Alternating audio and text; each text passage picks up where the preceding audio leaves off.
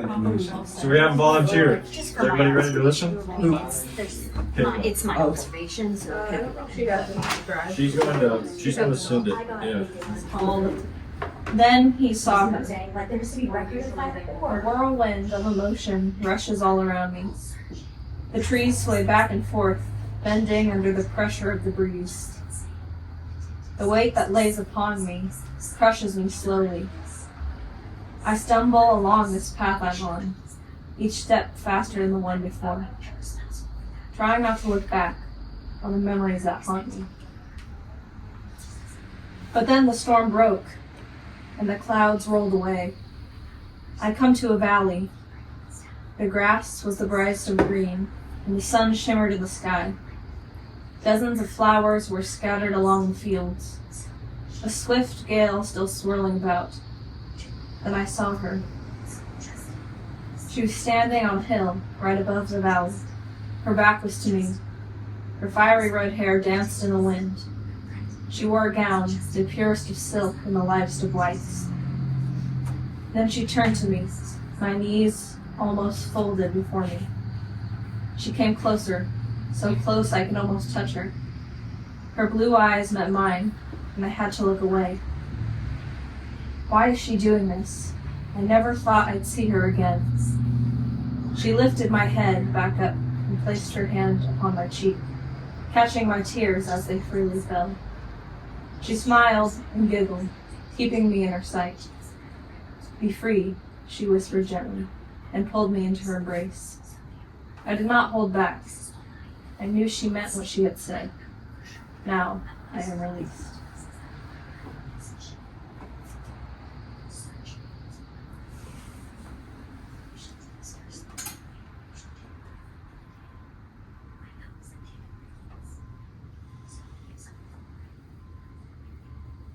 Totally up to you guys, but if you want other people to try to offer some insight or thoughts before you do some explanation, you can do that, or you can offer explanation right after. It's totally up to you. I'd like to see if anybody understands what it's about. I kind of see it as you kind of interacting with a past or a past self, but I don't know which one. I wouldn't know which one to say as your past self. And then it just kind of seems like two people, like your perspective and then the other girl. But I'd say from what I from what I can see, the one whose perspective kind of seems like the one in the past, maybe, and the one she's interacting with is maybe you now. I could be wrong. Well, remember the title is Then He Saw Her. Oh, wait. Oh, my bad. Sorry. So I don't know if the perspective, I don't know who it's from. Okay, well, I kind of changed my perspective a little bit. Something, I'm still piecing it together, but something that I am noticing is in the beginning, you were describing this scene of wind, right? Of this force. And I find that very interesting, especially in you describing trees and other greenery moving from it. And I am very reminded of some allegories in the LX regarding the way that operates in how you move people, and how naturally as the wind moves, so does the grass. But that in my mind generates, what about those that are painfully rigid? Right? When they meet that wind, what happens? Well, they don't just sway and move with it. They break and snap, and that is painful resistance. And so to the way that I am seeing this wind does not feel like something initially that you are going with, that you are painfully resisting this in some sort of, or I'm saying you, the whoever this perspective you're writing from is painfully resisting this. And it's a weight that lays upon me and crushes me slowly, right? This is not a going with the breeze, if you will. And so that's why I feel like the ending is very interesting, because it's almost a release from that, but it's almost not necessarily like a release from this storm, from this wind. It's a release from something internally that allows you to be moved by this wind. It's not that your circumstances have changed. It's not that there was this outward difference, but that's something within you that was causing you to resist, was causing this character to resist has changed. Am I close with that, or how would you say? Well, I guess I can just share my thoughts. This was actually like a visual that I had, and the perspective was from a boy, so that's why it's when he saw her. And I kind of just interpreted it as like the perspective being regret and guilt, and her being forgiveness.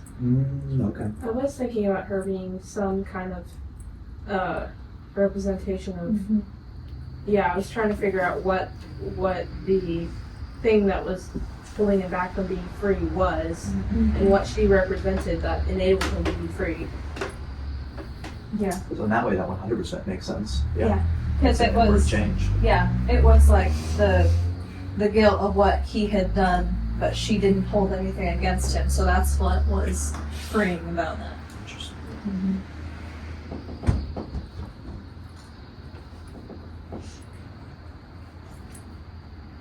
Yeah, I like the line with a swift gale still swirling about, because that's kind of what in my mind was generating those thoughts. So yeah, it is very much that internal change of forgiveness that frees him from that pressure. Interesting. I was kind of like trying to portray that she was still peaceful, even though the wind was like No, that's continuing to. That's Yeah. exactly what I mean with that allegory that I thought about, because I don't think he mentions it much in the Analects, but I do very much feel like that way, that wind that certain people can carry, it very much causes a snapping in some. Not everybody just moves like the grass. There are those who very much try to resist it. And so I really appreciate the visuals there, because those are visuals I've been thinking about myself.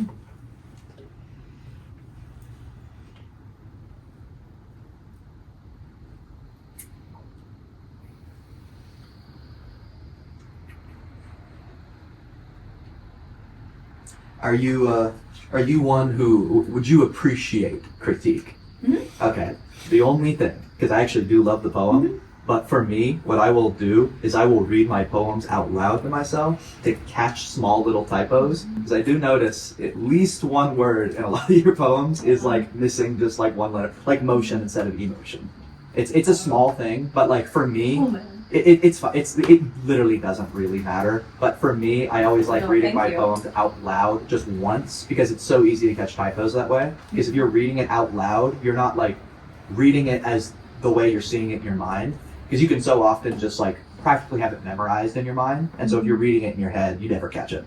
But if you read it out loud, you can catch those things really easy. Thank you. It's small, because I actually really do like the poem. Of course.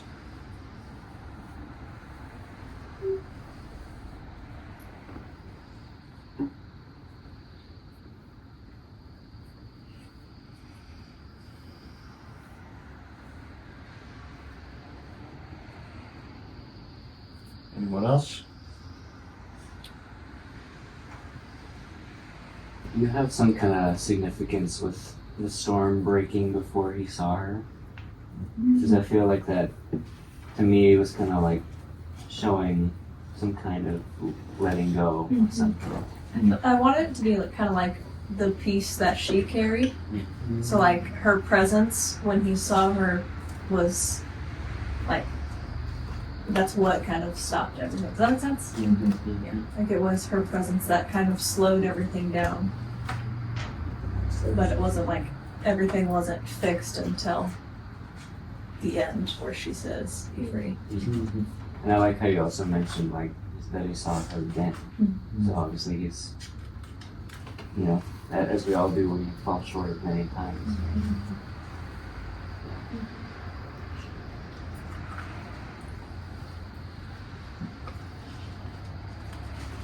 I like how this forgiveness, it kind of like it seems like it would come from something outside of himself, because like normally we need something outside of ourselves to help us get out of some sort of mode that we're stuck in.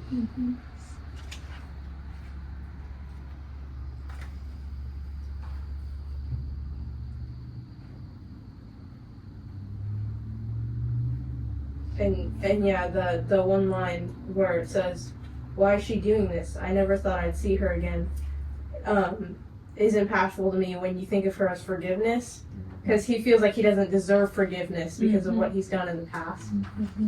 So I also like the focus of this, that you didn't get caught up in trying to, like, you didn't focus at all on what he did. It was just the emotion that, and the importance was the forgiveness aspect. The importance wasn't the actual regret of what was in the past. So I like that you weren't swayed to add too many extra details.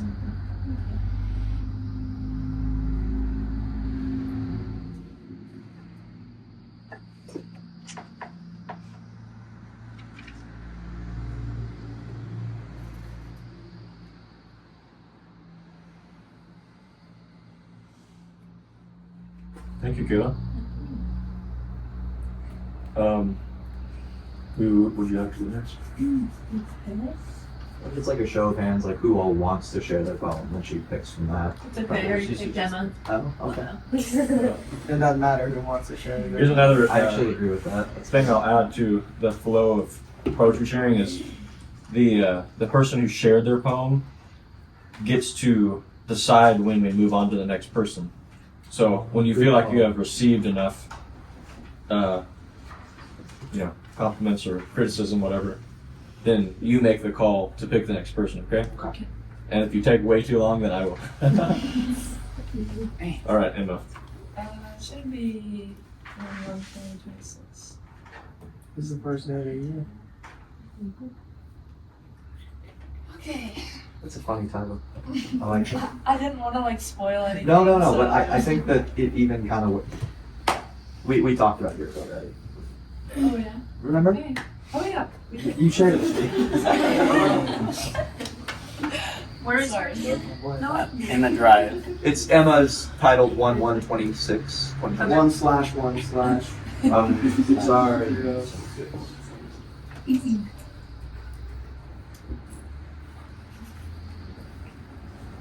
The sun rose late across the land. I was awakened by the darkness of the sky. My joy was relying on the coming of the sun. But the rain was endless. The clouds did not give any sign of seeing the sun. I searched for the light in the sky, not realizing what was before me. A small light, not blinding, but not absent, came to me. They came to me. The light was young, and it was growing dim. But it was just enough to give me vision to see. This flickering light came to me, and they said, I admit, I am struggling with the way I am. I drew near to them, and I said, you are not the only one. Do not let your heart grow weary, because everything seems darker than you. For the Father created us in His own beautiful image. So do not worry. The Father knows. A stream of tears ran down my face. In the midst of the darkness, I waited for the natural light to come back. But a supernatural light burned brighter than 1,000 suns. And it was that little light. Not so little anymore, for even the sun of the sky had appeared just for the rekindling of this flame.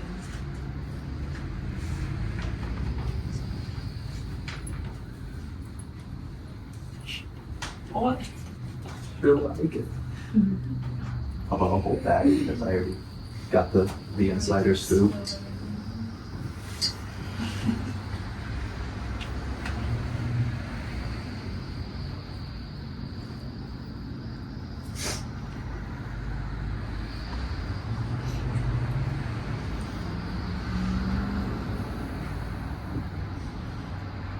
I like it because it seems like it's a very detailed and something that seems like it would be maybe a longer period of time. But for me, it seems like it's like one moment that explains like this entire like thing. It's not something that is kind of governed by time. It's like the moment. It's almost like the speed of light.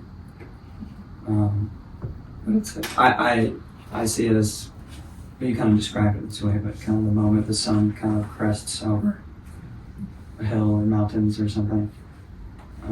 But it's like all in that one moment that a lot can be expressed, explained, and received. It's good. There's a principle that comes to mind with that, or like a thing, like a concept, if you will. I don't know what you're. I more as just mean like, do you Can you get the guess what impression? Yeah, principle is? yeah, that's what I was saying. Like, do you get the impression of the principle that she was trying to Just a express? little bit. To be fair, once they hear the story Yeah, behind it, it's pretty.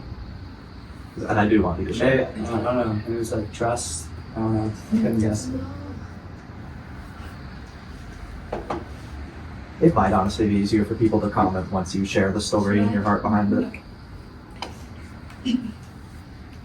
This was just an average Friday. Talk loud for us in the Sorry. Yeah, this one. This was an average Friday. I woke up and it was really rainy, and I woke up and outside it was really dark, and I was disappointed because I really enjoy waking up to the sun shining on my face. Anyhow, that morning I just, even though it was such a simple thing, it made me really disappointed. Anyhow, we went to go play volleyball with some of the folks, and I noticed Miss Isabella was kind of quiet, so I came to her and I was like, "You want to go sit down, for a minute?" Anyway, right as we sat down, she just started telling me that she was really struggling with the way that she came across to people, or the way that she looked. And in that moment, it really brought joy to my heart that she would even feel like opening up to me. And obviously I didn't have any powerful words to tell her or anything that would completely change her way of thinking, but I just told her not to worry and to just hope for something better, and to not be so focused on her outward appearance and just simple things like that. And anyways, because we were playing volleyball, I told her to go and go play with everybody because we were missing stuff. And it sounds really silly, but the sun started to come through the window, and it shined on her, and it was really pretty. But it just kind of blew me away a little bit because it was a really terrible day. When I'm talking about the light, I'm talking about the light in her that I saw. So, yeah. And the principle is hope, because that's what I am. That's really. Something that I just wanted to share, because it's what you shared with me when you were explaining it, is that I think either that day or in the days leading up to that day, you mentioned you were struggling with similar doubts and Yep. concerns. The And day so- before, I was thinking about the same same thing. exact She came to me worries, and I was like, exactly. And so the fact that she had brought that to you, not only opening up, but that it was the same exact thing you were going through, yeah. I think what I really like about this is like that dual aspect of hope there, where you are trying to be this, and I would say succeeding in being this light for her, but that simultaneously she is also unknowingly Exactly. a light to you. That's what it And is. so I think that that is the beautiful aspect of hope in that way. I completely interpreted it in a different way, but I also do like the line, "I was awakened by the darkness of the sky," because that's a very I woke up really late and I was like, where's the sun? just one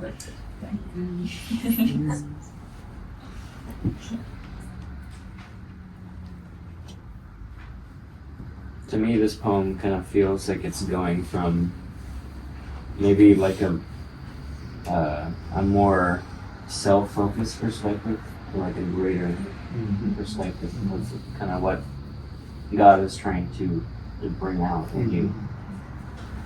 And like even the difference in the two lights that you described is cool, because you talk about the sun, and in the last line you talk about the sun being there for the rekindling of the flame.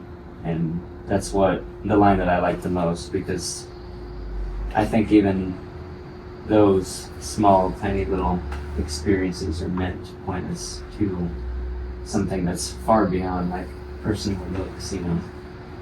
But it really does bring us to a heart and a place that we can further express, you know, God through us, and that's why we're here.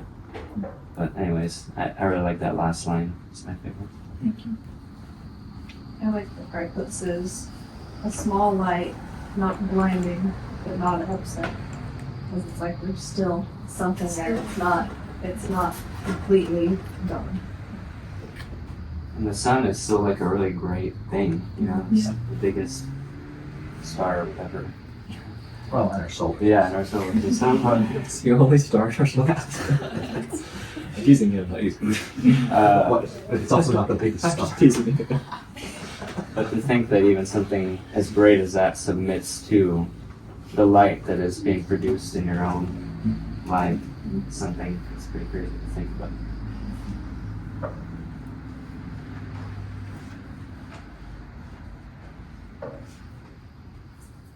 This is a kind of piggybacking off of others, but the line where you say, "I searched for the light in the sky, not realizing what was before me," is it's obviously a perspective shift, but it's not just like a shift from looking up to looking in front of you. It's like it's kind of a portal into a different dimension of seeing things. So just using the example of your experience, it was a shift from a sensory experience to more of like a moral or spiritual one. So the light that you saw in this sense it shifted from being a physical light, which you even saw with Isabella, but that was almost like a kind of the sign of it, that of the completion of that shift, having been one from observing physical light to observing the light of a person's life, and actually experiencing that light not just as something you are simply observing, but actually are manifesting in yourself. So that's the dimension perspective shift I'm talking about. Not to use big words, I'm just saying that's kind of a way that life does actually constantly teach you. Is it even uses your own desires in spite of yourself in such a way that like you started the day by wanting to see the light of the sun, but that ended in your desire being brought to like in a very spontaneous way, to the application to a young lady's life and your encouragement by it, and even the encouragement of your own example in it for her. And so what this did for you, this experience, is it made light something far more meaningful for you. It made light it didn't just give more meaning to the symbol. It transcends the symbol. It's you almost see what real light is. It's not just something that shines from the sun. It's something that every person carries. It's something that you can see and respond to and go after, like want to explore and see in another person. So now your desire to see the light, it has more to do with just the sun and the sky, and it has to do with people. And that's kind of what the transformation was took place in you. Adding to what you're saying, you're pretty much saying this, but my view for that, even taking further into the allegory of hope, I feel like it almost highlights escaping a religious mindset when it comes to hope, right? Because if you think of the sun and the sky as this very distant, almost call it theoretical hope that so many Christians today hold to, of the coming salvation, right? When Gabriel blows his trumpet and all those things, right? It's this very far off, not even really real to you hope that you're like waiting for. It's not present. It's not real in reality. It's like this distant future that isn't really applicable to you, right? And the perspective there, starting off with that and then switching to something that is real and practical and living hope, is really cool to me, because it takes it is the fuller expression of that distant, that sun, right? And it brings it into the real, into the now, into the practical. And I feel like that's what so many people miss with hope. They're so stuck in looking at the cloudy sky and waiting for the sun to break through that they miss those radiant embers that are literally standing right in front of them. And so I really like that allegory and how it plays to where we put our hope, right? Are we putting our hope in this really distant, far out? It doesn't even have to be, the coming, the second coming, right? The revelation times. It doesn't even have to be that. But are we putting our hope in something, some far off future that we imagine for ourselves? Or are we putting our hope into something that is now, that is living, that is with us in the day to day?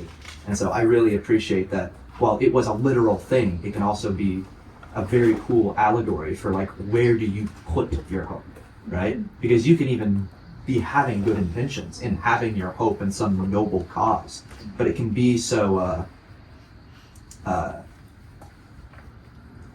keep using the word theoretical. There's a better word there. It's just so lofty and intangible that it has no real practical value than hope that is placed in today. So it is very in line with what Noah was saying. I was just relating it to the theme of your poem, but I really appreciate it. We probably want to read more poems. So. Hey, we got all the time. Elijah? Okay.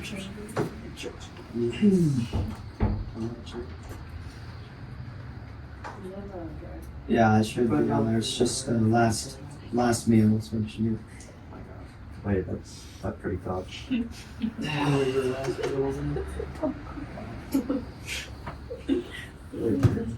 are you? Oh, there.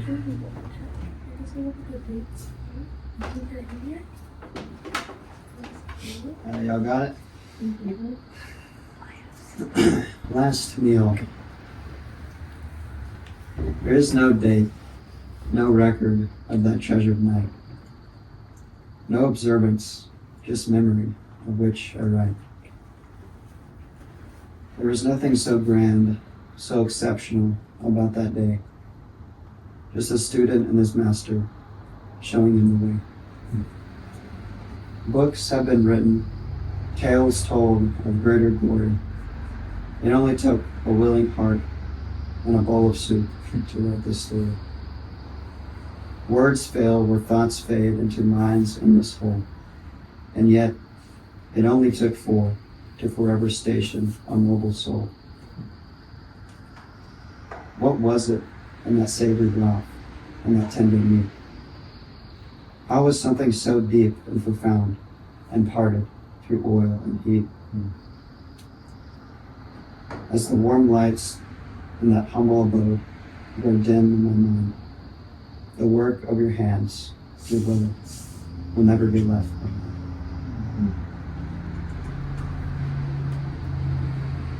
It's good writing.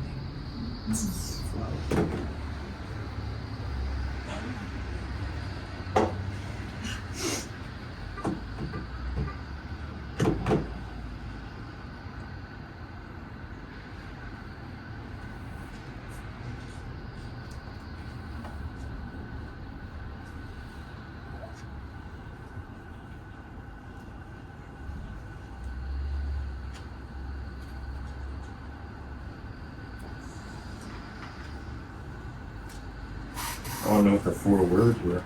We'll get to that. If I don't explain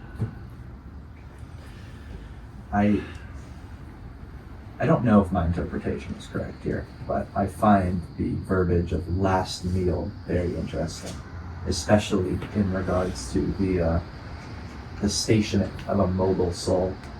I almost read that as it's the and I guess, you know, the death of self is not this like permanent stationary thing, but in a way, this last meal can very much be a last meal of, I guess, a way of life. A way of life died in that meeting. You know what I mean? And so, in a way, it's the last meal for that that type of life, that type of living.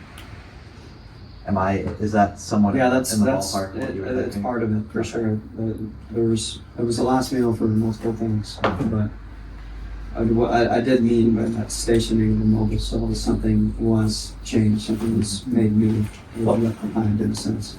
I bet that last meal does mean several things, but I really like it in the allegory of, you know, we often say the last meal for, like, you know, people on death row, right? Like a person about to literally eat the last meal before they perish. And so I like the allegory there. I'm sure there are several meanings for the last meal, but almost for this this seeing off to something, this like what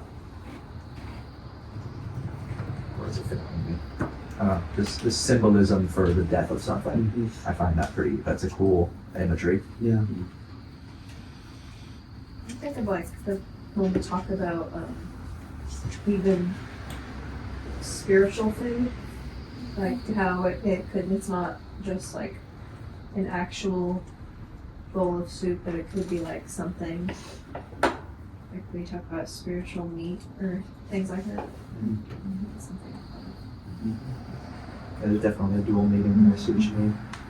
Yeah, I really appreciate this poem because it from how I'm seeing it, the inspiration came from something very simple, but it's multi-layered, and it still doesn't seem like too much. It's still, I don't know. I want to be able to write poems like this though, because it comes straight from the heart, and it's like I don't know how to word it, but I really appreciate this poem because of the heart behind it. Yeah, I started a completely different poem and almost finished writing it. It was like, I deleted it, and then I wrote this. Good call. I just wrote this all in like one night because Was the other poem good? it was not that good. I really like how you're not using any fancy or special words. Or not, or describing something, but it really seemed like in that moment you were really there and taking things in, and all the smells and the tastes. Just focusing on that relationship in the now.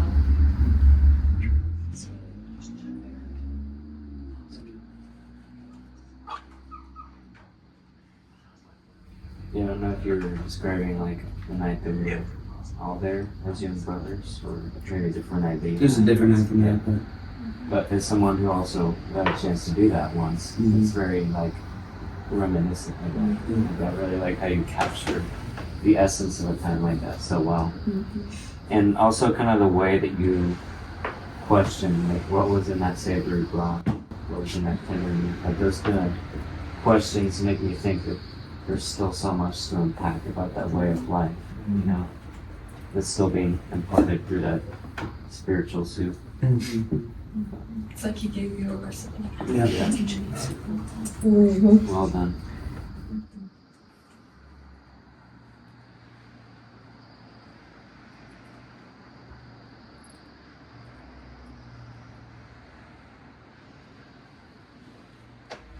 Can you explain the line? It only took 4. Yeah, I'll explain that with just once everyone's accommodating, if everyone's commenting, I can explain a little later.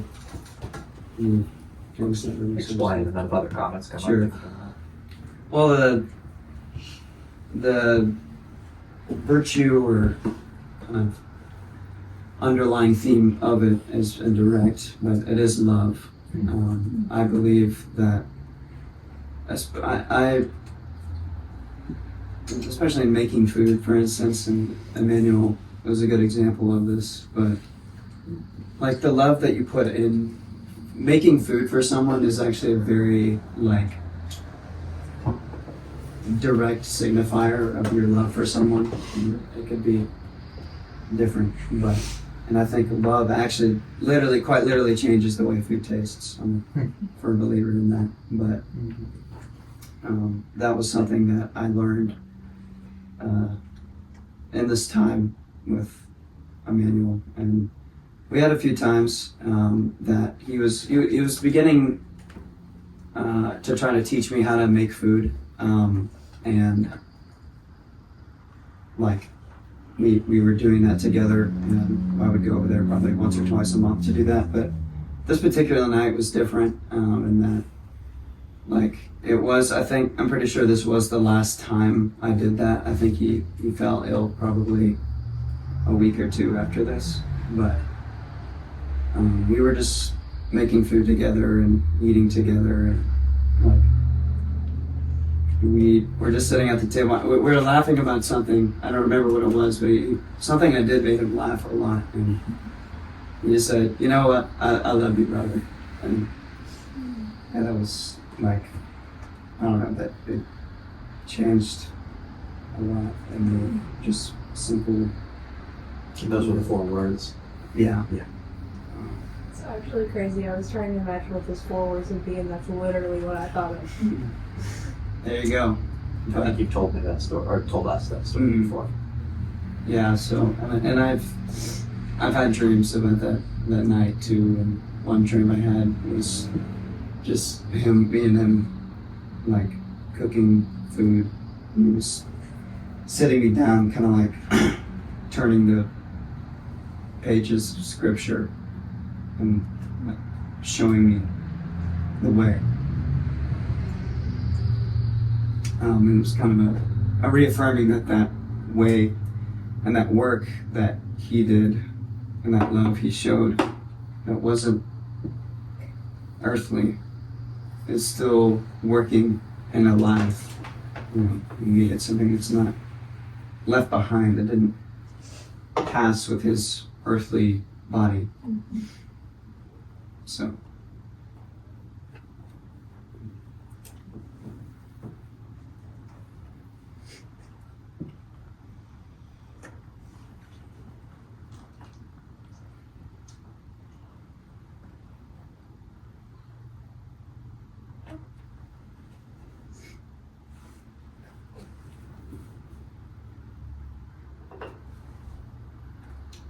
I guess we can move on. I just wanted to say I think you did a beautiful job. This is something I wish I had been able to do. I'm glad you were able to do it.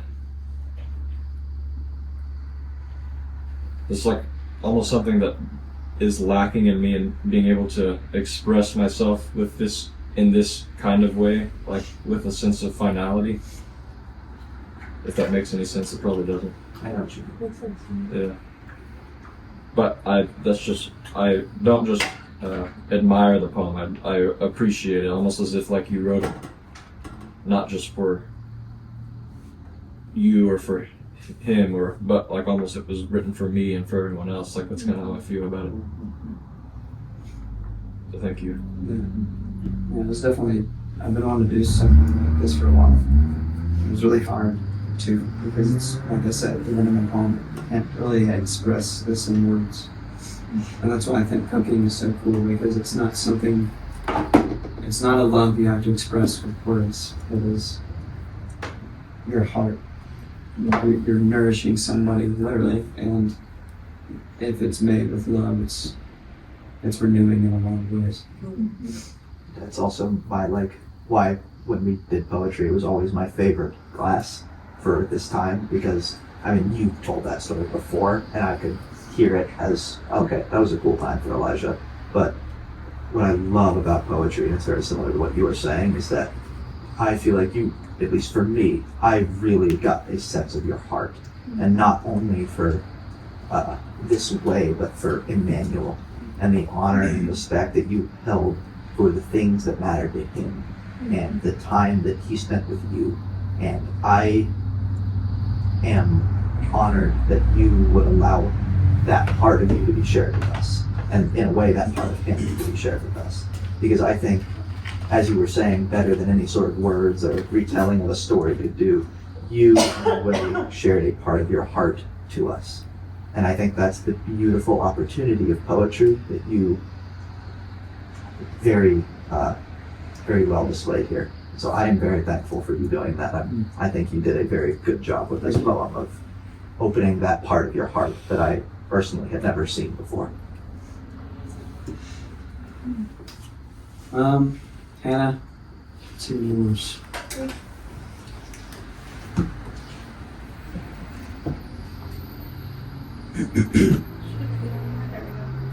think it's Time Life.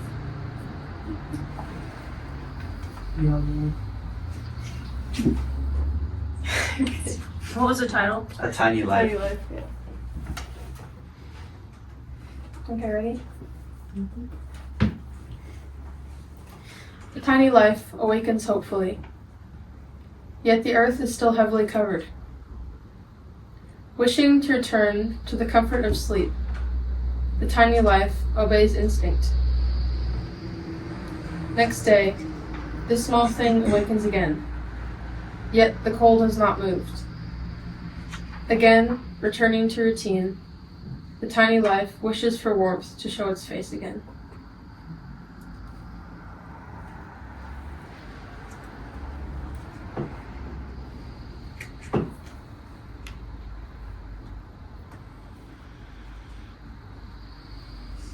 I think it hibernates. Seems to. Yes. Or maybe, I don't know. This wasn't fun because it's kind of a riddle. Okay.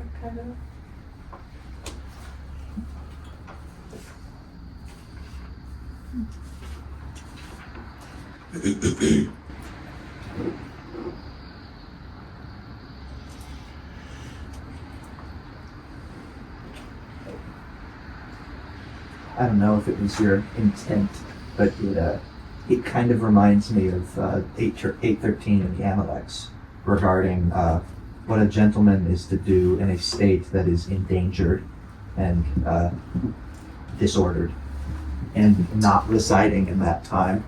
I find it interesting in a way that, like, I feel like the snow, the cold, this inhabitable environment in a way represents a state in that state of turmoil, and that this tiny life is not necessarily hibernating out of this like laziness or something like that, simply because the time for it to reveal itself has not quite come about yet.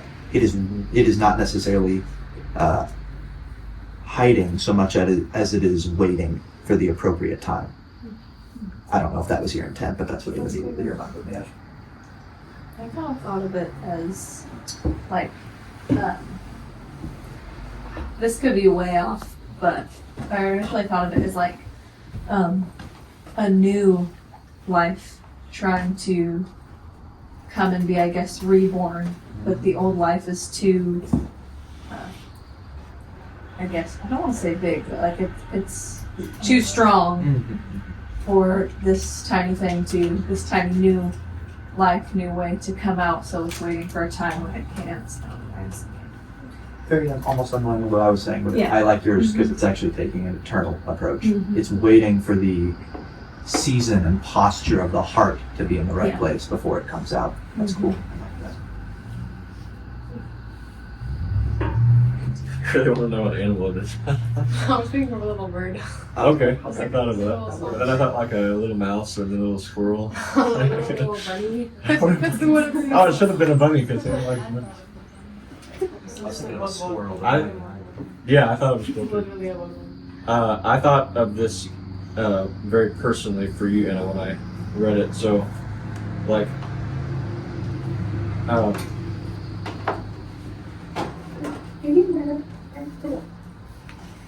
say what? I think that was an accident. I think what the way I'm seeing it is that you are the little bird, and that there's like your current season of life is one that is still, I guess, in a manner of speaking, still in kind of a winter, and there's a desire and an interest, and maybe an interest is a better word, or a provoking in you to leave the comfortable and the warm place. That's actually, now that I'm speaking of it, that's actually things that have been seen for you and have been spoken of your life. But there's still like a waiting. You're still in like a waiting period. You're still waiting to. You're still waiting for the right season, the right circumstances to be able to do that. So, though there's like a continual exploring or scouting, if you will, there's often a need to, as you put it, return to the warmth of routine. And I know routine is something unique to your way of going about life. Not that it's not anyone else. I just know that stands out in particular for you. So I think it is like many of your poems. I guess many of really all of our poems. It's a bit of a reflection of your current spiritual season. So it was kind of a nice peek into that, I guess. It's so funny because it happens over and over again where I'll write something and I'm not even like putting that much thought into it, but I'll just write it and then it will be, things will be like revealed here that other people can see in it, and it's just kind of crazy to think that like I might have been led to write something like this, but I didn't know it at the time. It's So like your subconscious is writing the poetry. So this is Yeah, this we're is not what it even does. in I actually thought about this not that long ago. I guess it was maybe while I was writing my poem or something else, but poetry actually is a way for you to speak to yourself sometimes. It's kind of crazy. So maybe you're able to write something and then read it with a new understanding later, but most often it's when other people offer their understanding. So we think just about the aspect of poetry that we write something that we already deeply understand about ourselves so that other people can have a glimpse or maybe even share that deeper understanding that we have of ourselves or life. But it's actually a little deeper than that. Sometimes we actually, and I definitely write from the same experience, and I write like not really knowing what I'm saying, and then later on the meaning kind of seeps through slowly. You have to like give it time. And you learn something about yourself because you are kind of writing subconsciously. It's kind of crazy. That's a really cool thing about poetry, and that's why it's not just an artistic exercise, but also a very healthy one, I think, too. yeah, the theme was kind of just like patience and waiting and like dutifulness as well. Just kind of like, also I guess obedience. I don't know. It's kind of interesting.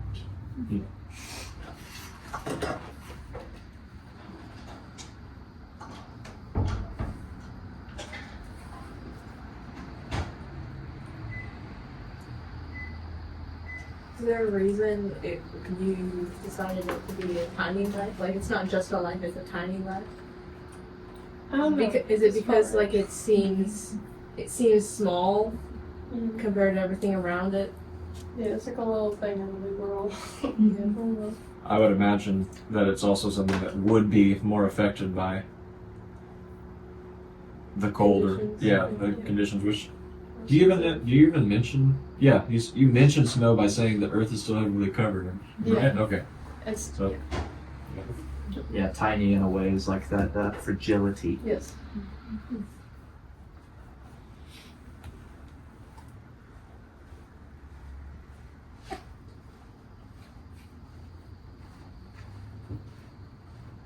Yeah, I love low poetry. It's always really, it's just always very unknowingly sincere. Exactly what Noah's sentiment was beautiful because that was exactly my heart towards it as well. I really appreciate how you two express yourselves unbeknownst to yourselves. It's very Something about your friend's poem. I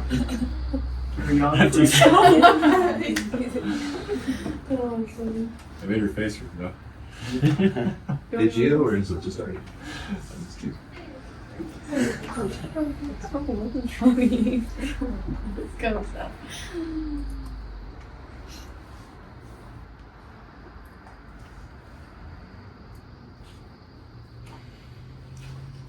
Well, we can move on if you want to do someone else's. Sure, you pick. Pick me up. It's called face. The impulsive flesh, blindness. Yet again, I run at a rapid sprint, leaving all else behind. I'm ahead, it seems. Each passing moment flies behind my back, becoming past. This adrenaline seems to keep me awake, but reality is stuck in a dream. Greed for imperial satisfaction. Life becomes inauthentic. Darkness. Everything is a blur around me. The speed begins to catch up to my body. My head is spinning, causing doubt in who I am. I steady my pace, burning with persistent ego. So I come to a halt. Something greater than myself needs to breathe. I feel it within, grasping for my heart. My spirit is dying, trampled by the stride of my own way. Peace and slowing down, eyes open. I awake with the sun upon my face. Lying within the grass of vibrant green, I lift myself to see the scattered lilies of the valley, their delicate cups moist with the morning dew. Not far off, a murmuring stream glistens like diamonds, making its way, nourishing all its surroundings. Birds fly overhead, filling the air with joyful song. The aged mountains above it all, making one feel so small compared to their towering permanence. A realization hits me. I can see not only the beauty of the things around me, but the beauty of what is present.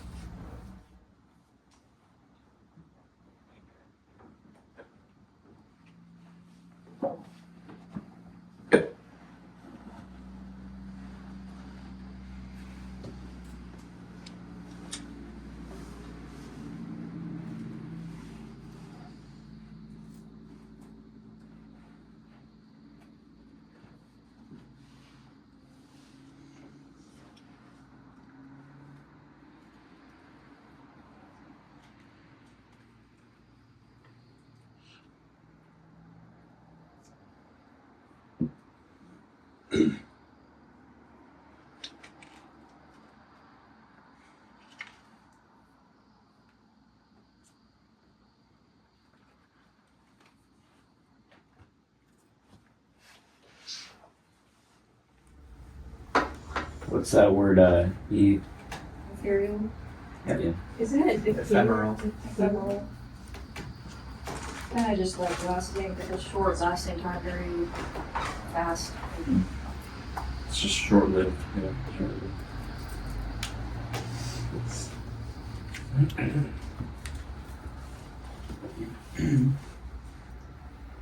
I come with each section. It's like the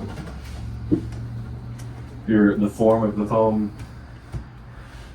It lengthens with each section, just as you are slowing down. So like the first one's very. Is terse the right word? That was the word I was looking for earlier. I think. It's like a short. Yeah, I think terse is Terse, T-E-R-S-E, I think. I think so. And then the second one, it's still kind of short, but then it also involves or includes a little bit more, and at the end, you're providing like more lengthy descriptions of a place of settlement you've reached.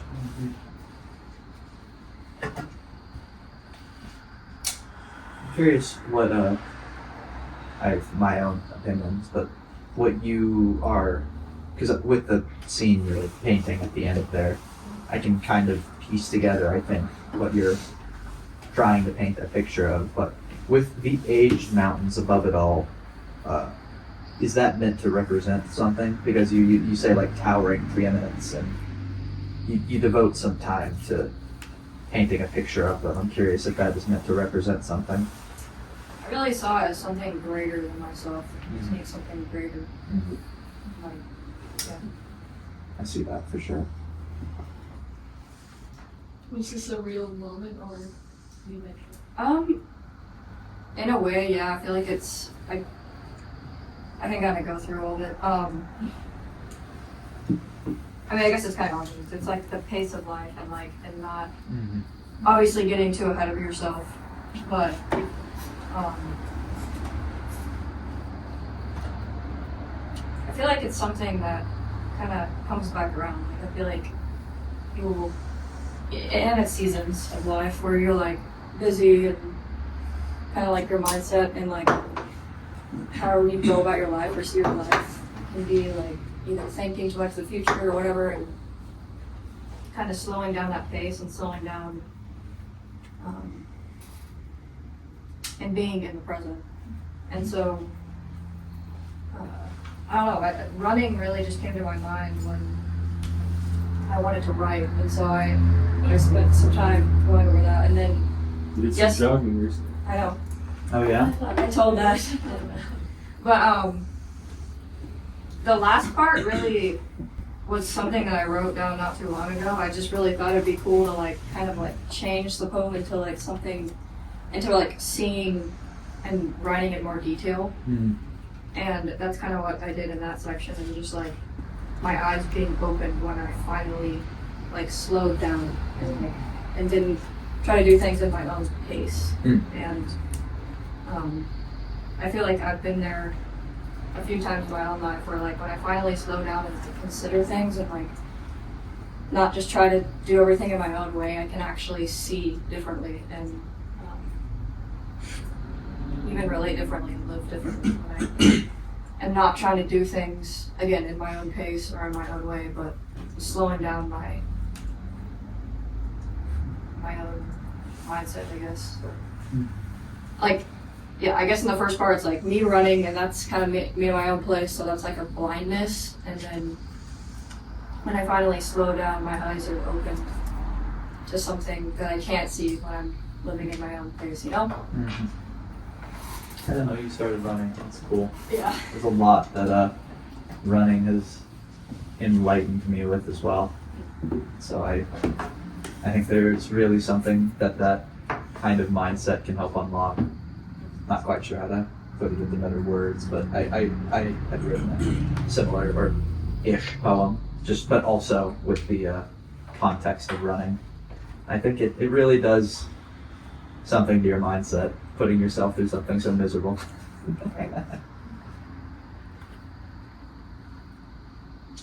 I'm curious about the line that says "burning with persistent ego," how that connects to the the poem itself. Like it, when I first heard and read it, it kind of felt like different than the rest. So I guess I'm just curious to see like the connection with the rest. I guess like part of running, rushing ahead at your own pace as part of ego or something. Yeah, so I was like, your own way, I kind of related both to like the burning is like kind of like being red at the cheeks when you're like hot after running or whatever. Yeah. And that kind of related to that persistent ego that's. Does that make sense? I don't know. Yeah, kind of like. To Yeah. me, it doesn't make sense. Well, you keep describing. You were describing what it meant. Well, I even thought about like when I'm running and I like slow down, I'm kind of like hot and like it's like that burning sensation. You kind of slow down and finally like take that breath. Because I say like I steady my pace, so I'm like slowing down. And you kind of feel like that after, so you can like feel that persistence and heat. But So like, it's mostly to like connect with the analogy. yeah. I really appreciate the line right after that. It says, something greater than myself needs to breathe. I feel it within, grasping for my heart. So the image of you running definitely brings it to life for me, and I guess for anyone else. I mean, everybody knows what it's like to run and get tired by running. So the irritation that your body experiences is like physically the irritation of your flesh, because your blood is coursing through your body at a greater rate, whatever. The science behind it doesn't really matter that much. I'm just saying you get this sense of like really needing, like when you're running, you get this sense of needing more oxygen, because your body is requiring it of you. And so that's kind of what I see. And that's kind of cool. I didn't even think about that until just now. Your body needs. It's like when you're wearing out the flesh like that, it's wanting more air, and that actually is one of the primary substances that is used to symbolize the spirit. It's the air. So there's something in you that wants more of something that's greater than yourself, which is air. That's what you need to be enlivened, to be sustained. I actually took that in a different way. So, If we're describing here running, which I feel like you kind of are in this sense, as like this going through life very quickly and setting your own pace, as you will, right? You can kind of describe that as a run. Is that kind of what you're doing here, right? Like you're describing this running as like a negative way of going through life. The way I see that with something inside of me clawing for air is when you are running, right, a lot of that oxygen is being devoted to your muscles, right, to your heart, to keeping this train moving, right? All of that oxygen and all of those nutrients are being diverted there to keep that running going. And in a way, if there's something else in you that is needing that oxygen to thrive, you're basically depriving it of what it needs to come alive in you by continuing to run at the pace you are running. there's actually no difference here between what we're saying. It's actually running makes you realize just how much you need. It's something that brings you to realize just how much you need I see. the air. Sure. We take breathing for granted when we're not in need of it. You know what I'm saying? I do. So the striving in the flesh and its inevitable consequence of being brought to a place of weariness like this is the very use it has in bringing us to realize just how much we need spiritual life to be, and just how much we have ignorantly, if you will, depended on it and the reality of it. And so that the running, the exercise of running, it's seen in this in the negative sense as I guess we could call it a striving in the flesh. But it can also be seen as an opportunity. Yeah, well, that's the thing, is it definitely, I think that's the way that natural law tends to work with, No, you're very right.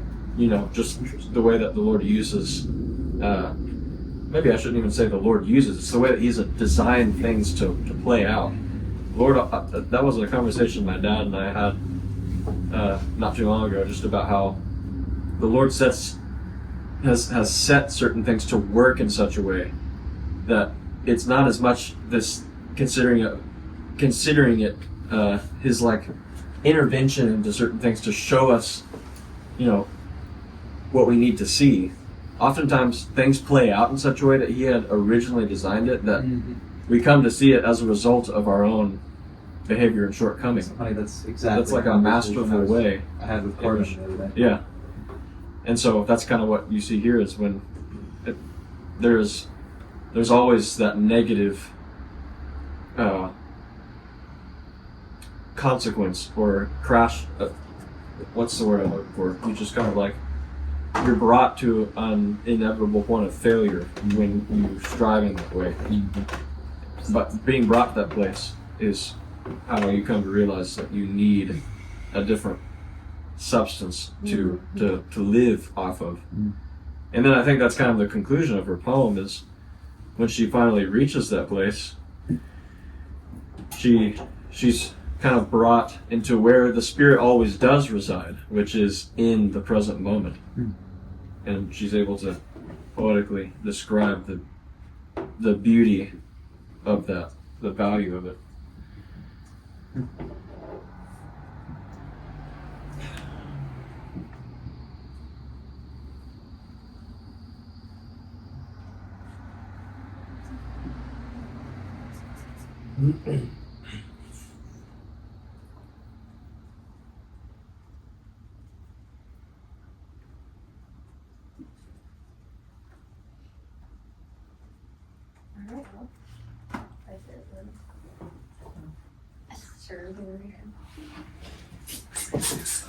She's really looking forward to it. What's it called?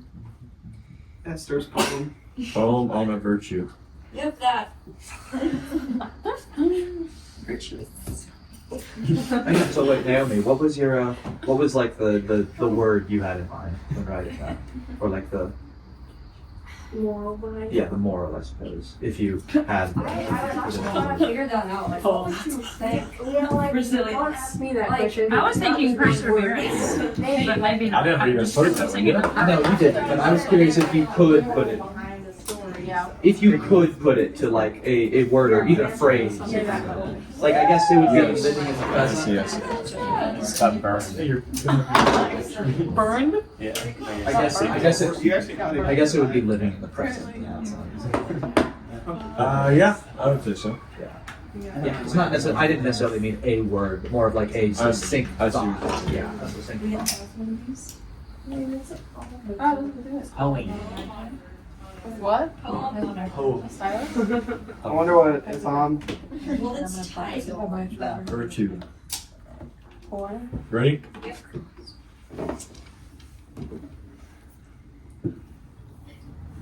I see it in your eyes again.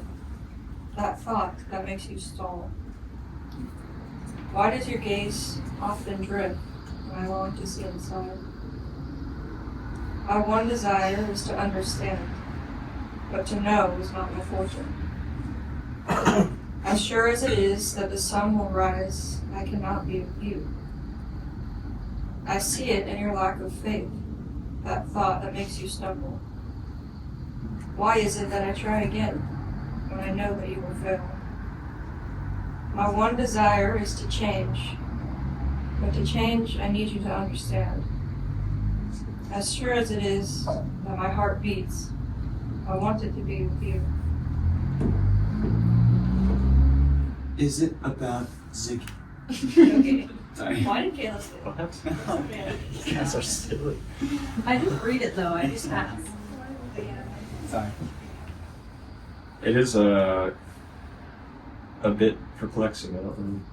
I like it a lot. We gotta try first. I tried. We're the detectives. You didn't try. I hope by saying it's perplexing, it doesn't mean I think of it negatively. I think this is one of your better, easily one of your better poems. But the clash of I cannot be with you versus I want it to be with you is what I find interesting. No, I feel like some enlightening might be helpful before comments happen. Other than that, it's just wild speculation. I'll try to explain it very good. But say it louder. So you can do the yell. Talk loud. Louder and 3, 2, 1, go. I kind of tried like a different style of writing here, so I hope it makes sense, but maybe the words I used didn't really make sense. It makes sense. Anyways, it's supposed to be kind of about my mind and the way that I think. And I guess you could see it as two different things or people in me. Like you is supposed to be obviously more of the negative one, and then I is me. But the lines, the two shorter ones, the two stanzas, it's like, as sure as it is that the sun will rise, I cannot be as sure with you, which is my second person, and as sure as like my heart beats, I want it to be as sure with you. So that's how those end.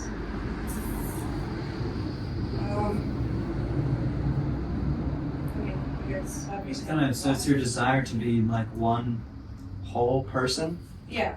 Like That's kind of like a lot like a poem I wrote I know. many years ago. Can you re-describe like virtue?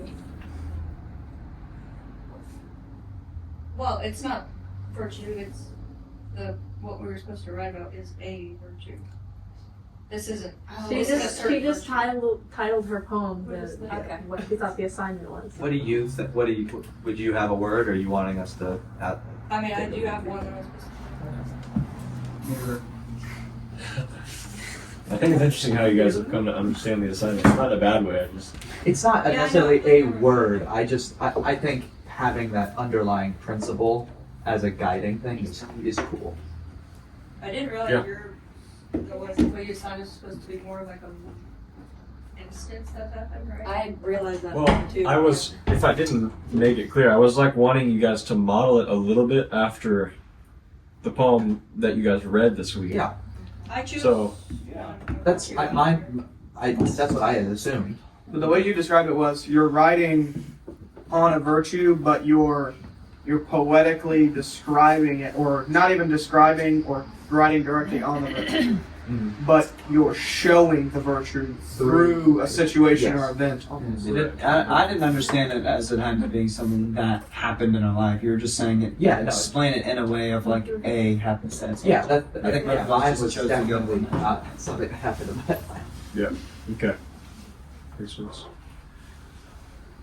Maybe the virtue I chose is kind of hard too. Well, that's why I'm curious. I'd like to hear it. I went with trust. Okay. Trust. Okay. I can see And more of like being consistent in truth. Mhm. And like, so obviously this isn't like a example of me being consistent. but It's an analysis of your own inconstancy. Yeah.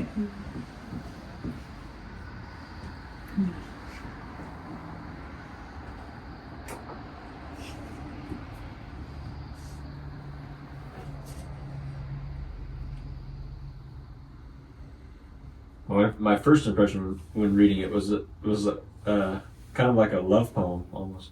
That's Yeah, what I thought. I can see that for sure. But I mean, like you can take it in your own way. It's just Okay, I will.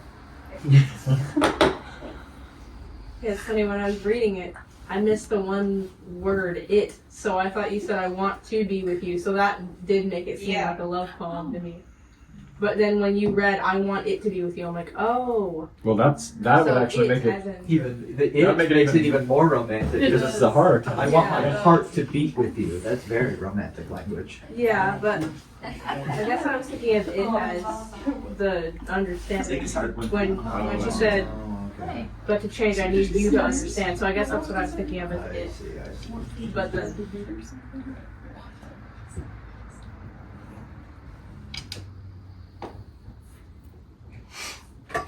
Yeah, you have a lot of language here that I think I see what you're doing now with you have a lot of language that's painting literally this mirror image where you're saying something and then you are desiring for the opposite, and it's like you were saying, your mirror with these two selves that you feel are within, and there is a desire, but then a lack of actuality in that, and that's why there's this separation. And I don't know, it's really hard to I think offer analysis outside of an appreciation for you sharing, because it's such a personal thing.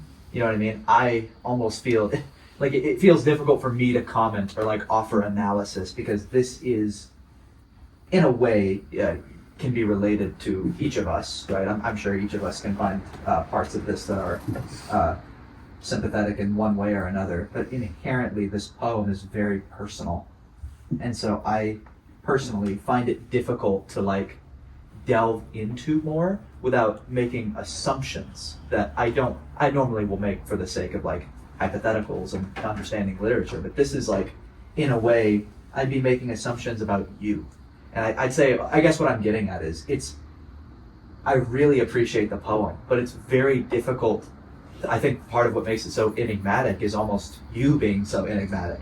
I feel like this gives me a slice of that, but still you as a person I find very mysterious, I suppose. And so I'm appreciative for this slice, but if anything, it makes me want more, because I'd like to even, that's honestly why I wanted you to comment more, because I can see where you're coming from now, but this just makes me want to know, like, even more so, like, what's been on your heart that made you want to write this, because I see it and it just makes me want to know more about you. Yeah, I was like really last minute with this. Like usually I just feel like I write so much better when I usually in the evening, and I can just kind of not overthink it and just kind of start writing stuff. So I mean I just like we were talking about with Hannah's poem, where you don't really fully think out exactly what you're writing. So that's why I appreciate hearing other people's thoughts in it. And so I think even you don't have to be assuming, but what you have to say can bring out something about my poem that I didn't really even think about that is actually there. So That middle line, you're saying, like, as sure as it is that the sun will rise, you cannot be that sure with yourself. Yeah. So it's a painting a picture of you almost don't trust yourself.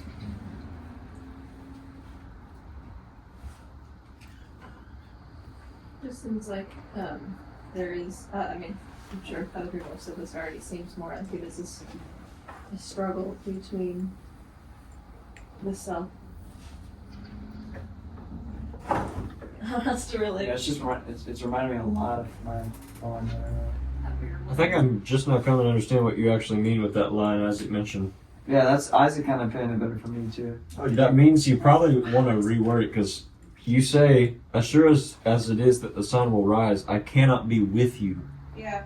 That's what that is saying. But it's saying, Well, I know, I but cannot be with you I can't. as certain. Oh, I see didn't how wanna you use were so taking many it now. words. I didn't. I I interpreted it the way you were meaning for it, but I now see they take that as Yeah, I like know how they a take that. separation. Okay, yeah, understand Yeah, why that's it how was- I- it was- that's not how I initially read it, but I'm now understanding why you that is grammatically how you would read that. Yeah, I didn't even see how you guys would be that perceptive to see how else to put it. I guess like it As sure as goes. it is that the sun will rise. Line break. Yeah. I cannot be with you. Oh, I cannot be with you, as in like I cannot be that. Yeah, that's how I took it. But I can 100 like grammatically, you are correct. It technically would. So be this is not You can say, I cannot be so with you. Yeah, that would be more grammatically correct. I can see that, but I see the way that she had meant. That's how I initially took it. That's interesting. How would you? Let's see. As sure as it is that the sun will rise. Like I cannot be that sure with you.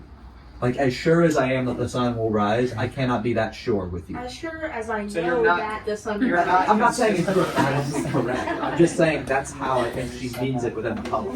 Yeah, that As sure as I problem know needs to that be. the sun will rise. Yeah, I do not know. I don't know. I can't. that's funny. I can't. Maybe you just add. I cannot be as so sure or as sure with Or you you. could just add It a wouldn't so be as- and say as sure Would as be I as know with that the the sun sun is will in rise. line. Like, because when you say There's many ways you could say it. I just- My question, I think you might have said it earlier, but I'm just curious, when that line break happens, is that a perspective swap? Like, do you go to the other self, or are you staying in the same perspective as the you and my the entire time? Because the reason I ask is because, like, you kind of have this mirror thing going on, where, like, one is, my one desire is to understand, but then the next one is, my one desire is to change. So that could just be, like, you're just using very emphatic language to describe two big desires you have, or it could be one part of yourself, this is your one desire, and the other part of yourself has this one desire. That's what I'm kind of asking. Well, I didn't really think of it. Okay. But I mean, I feel like it could. Like where it's a perspective swap between the line break. Yeah, you know, that does make sense.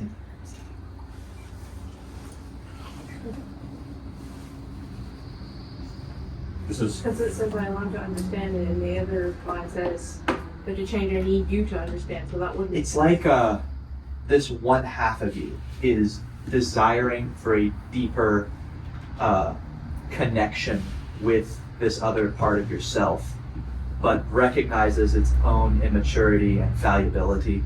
Whereas this other part of yourself might, on the surface, seem to be this higher way, but is actually, at least the way I'm interpreting it, seems to be filled with this like judgment and air of harshness. Because I mean, it very clearly condemns in that first one. I see it in your lack of faith, as I'm talking to this other side of yourself that is more, more less mature, but there's still a desire there. I'm not sure. I might be doing the thing where I read too much into it and then muddle it, but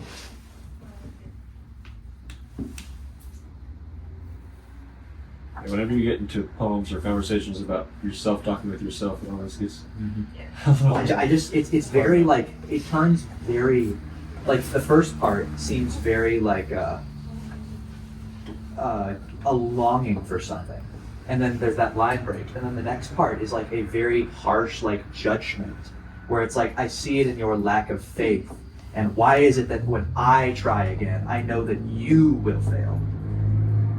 But and then it's like my one desire is to change, but to change I need you to understand. It's like blaming this other self a lot, whereas this other self just has the desire for that oneness and for that understanding. I don't know.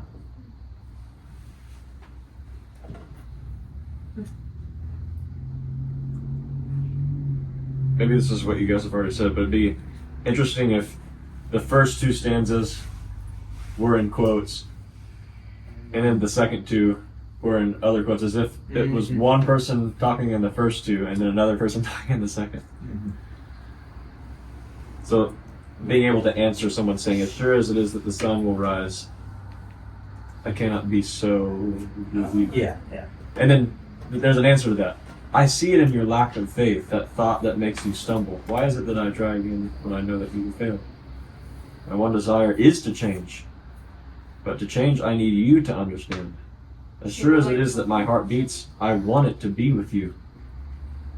So it's almost as if you were to see it from like a romantic point of view. There's the one person saying, Ooh, Esther. like, this isn't going to work.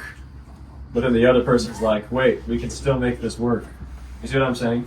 Yeah, the first person is saying, my one desire is to understand, but to know is not my portion. And then the second person says, but to change, I need you to understand. So that's very interesting. Change that last part instead of I want it to be so with you. So that's perfect then, because, sorry. I want it to beat with you.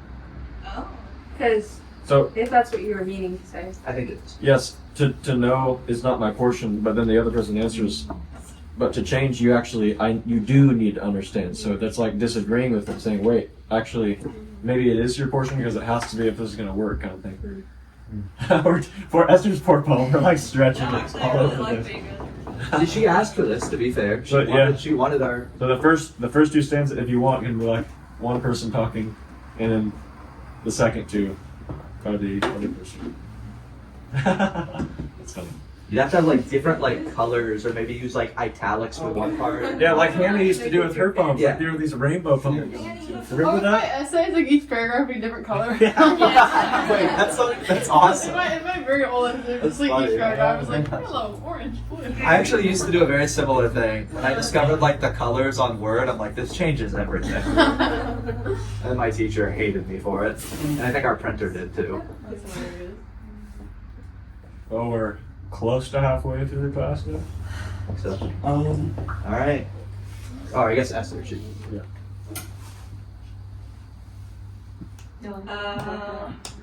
We might have to start raising our hands for the ones who have the wrong. well, Noah's gonna read. Yes!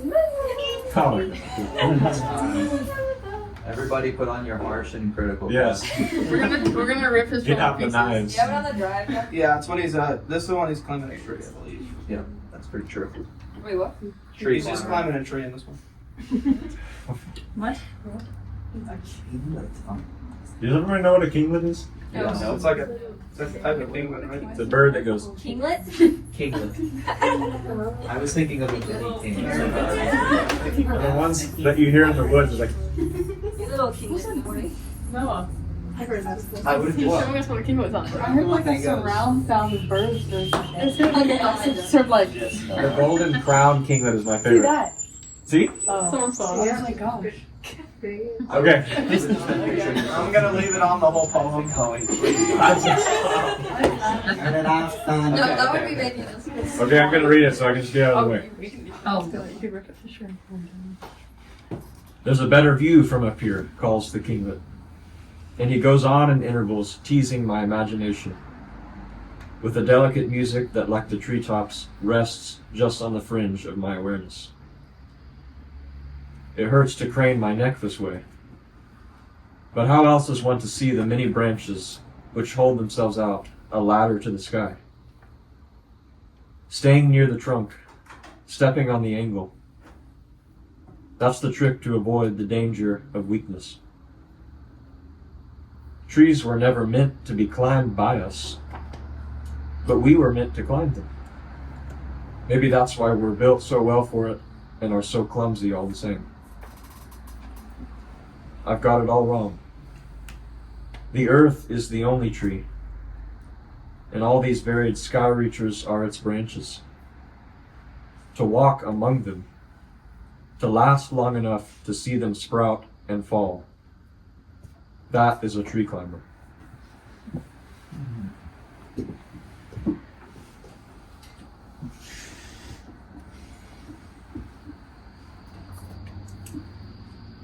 So what do you mean by trees are never meant to be climbed by us? Good question. That seems kind of contradictory to me. But I know he was purposeful, so. Well, first if you think about it, trees, well, like if you think of it in this way, like trees existed before man did, in a way. And this is not to like try to convolute the purpose of creation in any way. I'm just saying it's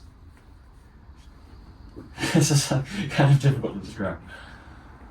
It's like looking at a thing's purpose from its own point of view. Or like trees weren't designed to be climbed, and I'm not necessarily saying men were themselves designed to climb trees, but in a way the abilities of one definitely I guess ascribe more of that purpose, in a sense, that they they have to do a thing like climb a tree, like men being able to climb a tree because they have, they have the appendages to be able to do that. While there's something more to the nature and existence and purpose of a tree that is obviously far beyond its the way it can be used to be climbed. Obviously to reach for say a man to reach a higher place of seeing things. And so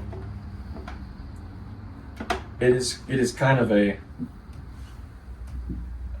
play on of meaning or words that I'm attempting, in which I'm trying to better describe it. I understand.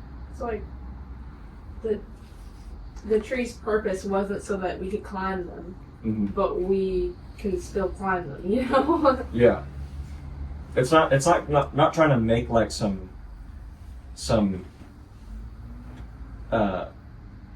definite statement about what one thing's purpose is and another thing's purpose is. It's just saying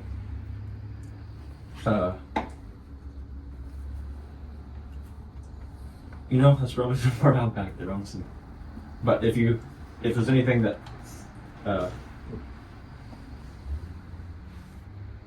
you see that contradicts with the rest of the poem about it, I guess that's what I'd be more interested in.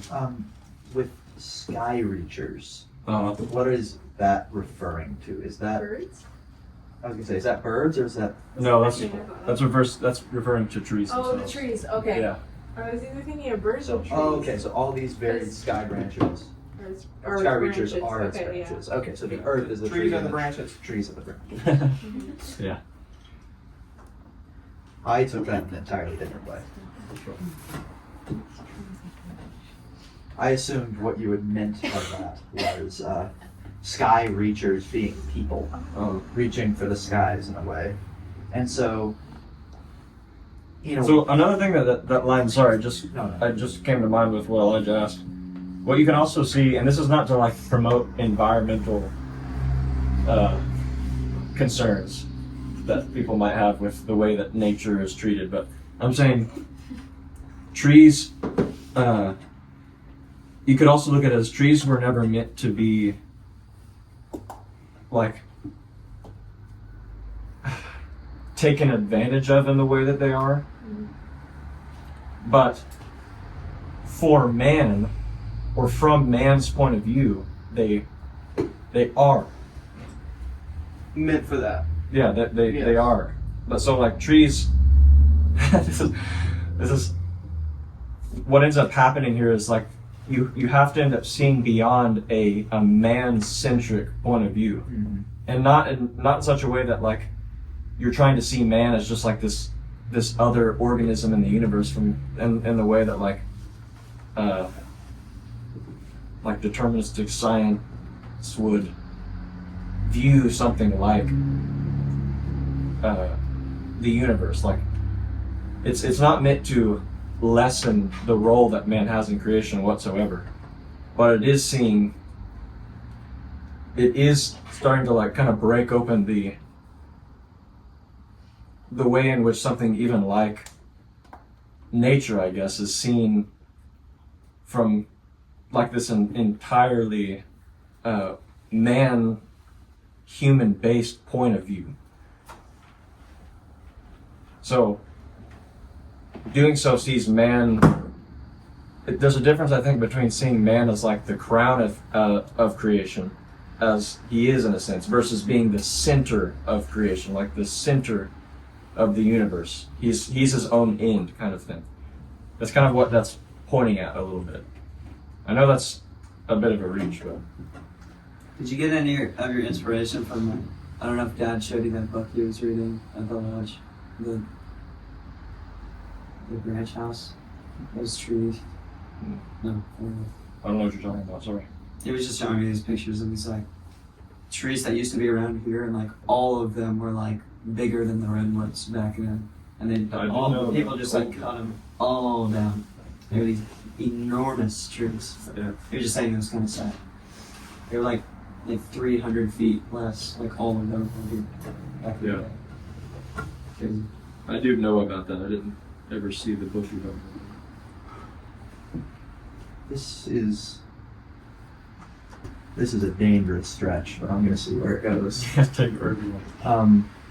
Something that has been on my mind recently is the way, and it's actually kind of related to what we were saying with Naomi's poem, the way the Lord uses our own failures and struggles to bring us exactly to where we need to be. This is a conversation I was kind of having with Corbin when I was going on a walk with him and others, but it's the interpretation that everything that has happened to you in your life has happened for a specific and intentional reason. Every single thing, whether it be hardship or good things or crappy environments even, all of it is for the purpose to bring you somewhere to where you ought to be. Now, where I kind of relate this with trees is, in a way, those, let's see if I can connect this in speech like I did in my brain. For instance, I know that my tumultuous childhood and rocky family area that I had as a child was very instrumental in creating in me the type of character that I know was intended by the Lord for who I am today. And so I can confidently say that that was intended for my life. But simultaneously, I don't think that the way to produce good character within someone is to have them grow up in a crappy family situation.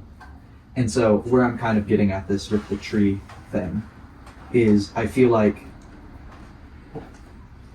struggles and hardship and things such as that were not necessarily the way that God had not intended for those things to be the way that we get brought to the place that we are brought to. That is not the way that He had initially designed it. But that is the way that He does it now for us because of the state that we are currently in. And so, man, it's not making a lot of sense, is it? I feel like I'm understanding what you're saying. I feel like with the tree analogy, the way I kind of see it is almost pre-Adamic, where it's, I think the Lord had a particular way, that the ideal way that we are ever so continually reverting back to, of the way that things were before and during the Garden of Eden, and how the Lord meant to teach Adam and Eve in that garden and in that way, and bring them and produce the character within them that they wanted to. In the same way that you were talking about trees and how their design was to be before man's use of them, their taking over of them. And I don't know, I'm probably getting too lost in the sauce here. It's definitely not what you meant, so maybe it's not important. I appreciate what you're saying.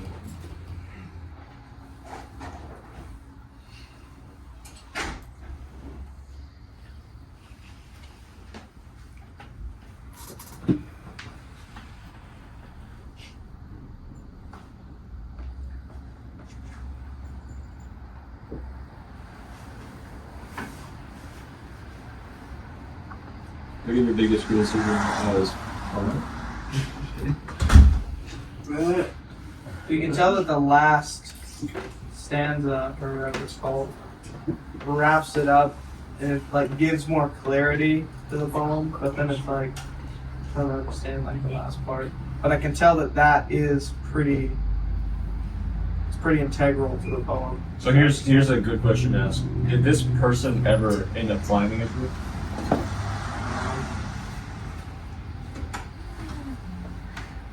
A tree climber. So what is it? What is the tree climb of the world?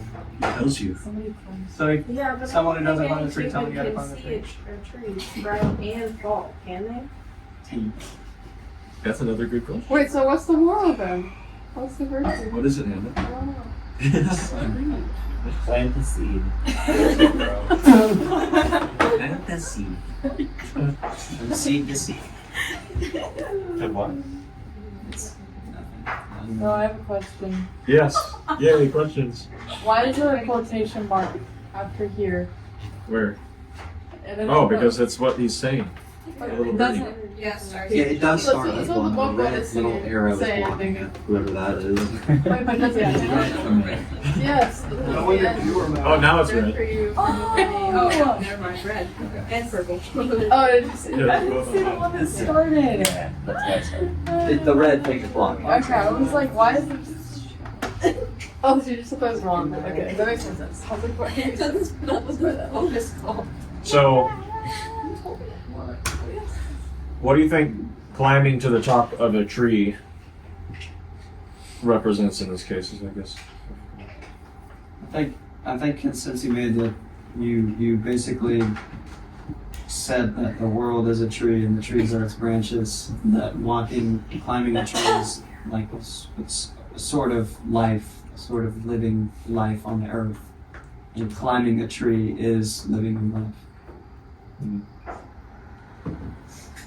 I think it kind of reminds me of the analogy that we talked about, I forget where, but of the peaks and how sometimes we're always looking for the peak in life, trying to get to the top, in this case it's the top of the tree, to see the greater expanse of where we are or whatever, it might be. But then the last line where it talks about watching the seeds grow and then the trees fall as well kind of reminds me of continually going through life, like Elijah was saying, going up and down, seeing the ups and downs, but walking through it endlessly still. And maybe that's the more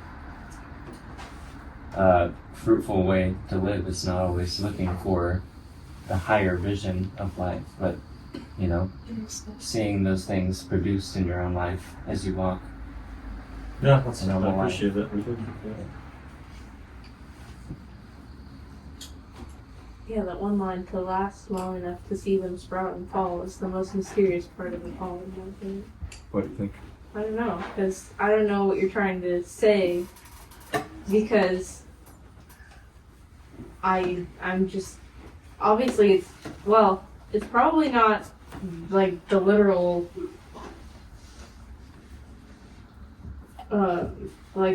because people can't normally just, like, you're not talking about just seeing a tree sprout and fall. Mm-hmm.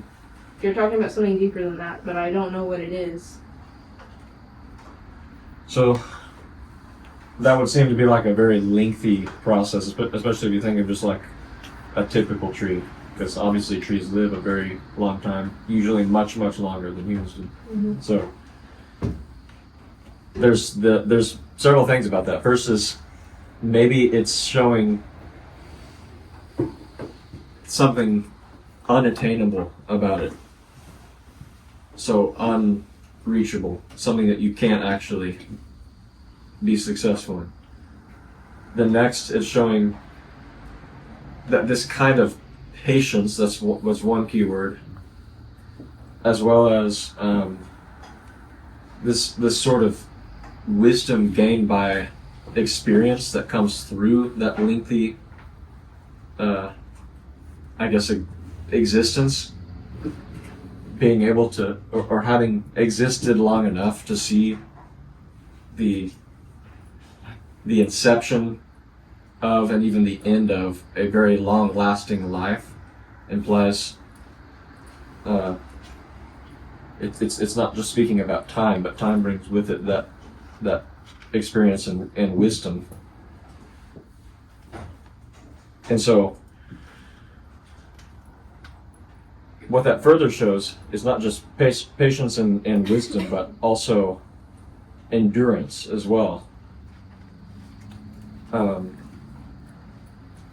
being able to see trees as I guess they resemble, because I call them varied. That's probably one phrase that can really point to where I'm getting at here, the varied sky reachers. So many different ways and forms in which a life has attempted to reach a higher place of being and understanding. And to see those things take the course of life that they do and reach the heights that they do, to eventually fall and just become compost for the next generation that will do the same thing. I guess if I could put one key word or virtue or whatever, it would be enlightenment. Because there's also, this is not just like a one-way understanding kind of poem. Because what you can also do, and I think you would be very insightful to do so, is you could see this tree climber as being kind of an excuse-making person.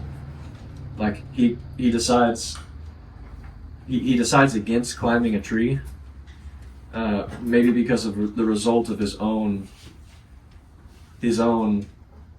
misunderstanding or his own weakness, his own fear of ascending the tree. But you could also see it as someone who decides not to be so caught up in the idea that working to climb by one's own efforts to this higher place to get a better and clearer view of reality or whatever, is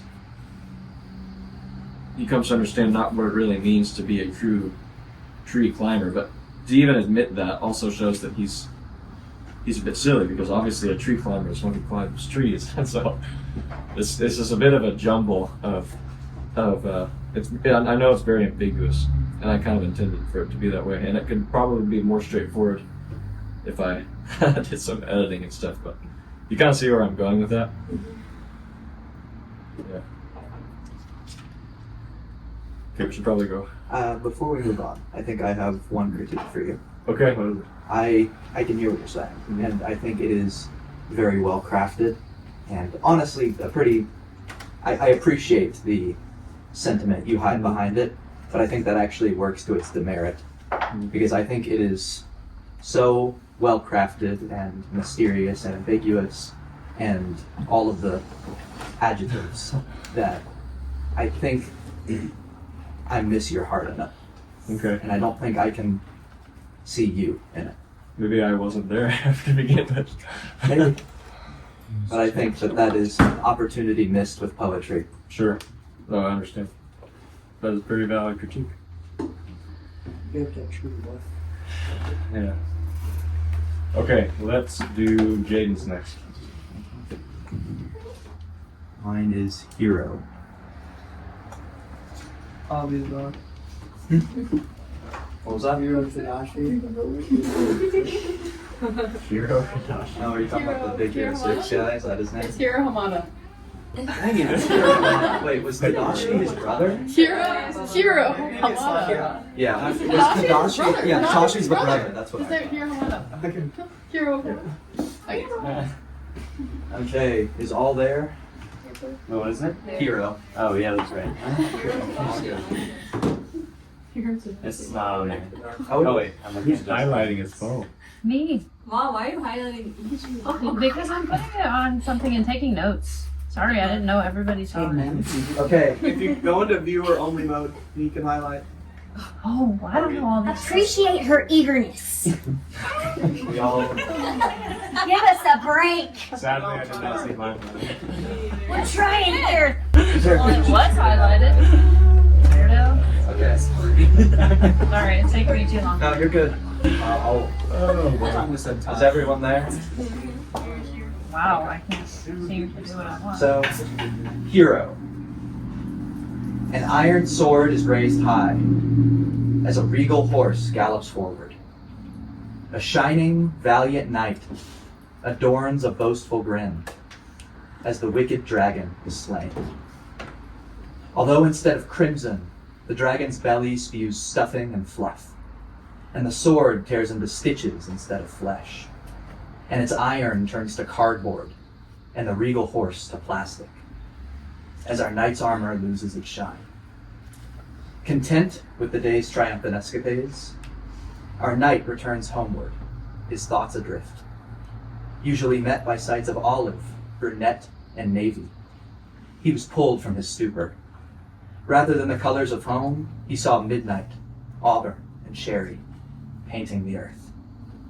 As his eyes shifted wildly, they finally settled on a mass towering above old oak walls, giant, shimmering, and fiery. Its verdant eyes bore into him with malicious curiosity. Eventually it turned, setting its intent again on the people of the town. And in turn, the people turned and fled from the fearsome foe. All but the knight, as a hero does not turn, and a hero does not flee. And so a cardboard sword is raised high, as a plastic horse gallops forward. A small little knight adorns a tearful grin, as he marches towards the wicked dragon's domain.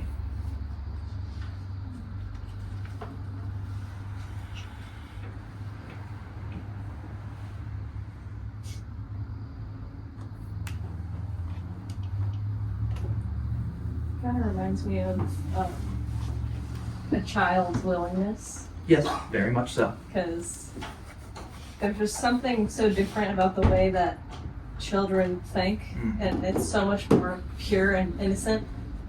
But I think a lot of my siblings, and they're always, sometimes it's silly, but you can tell that it's so serious when they're like, I would do anything to protect you. If anyone would try to hurt you, Kayla, I'd be the first one to jump in front of you to save you. And it seems really silly, but like I know that they would, because of just the innocence of their heart. And that reminds me a lot of this, and being like a child. Very spot on.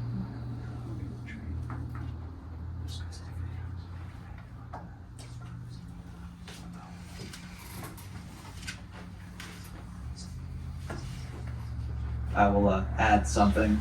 Read the first letter of every word of that middle paragraph. Orange. Oh. All of the capitalized ones. That's impressive.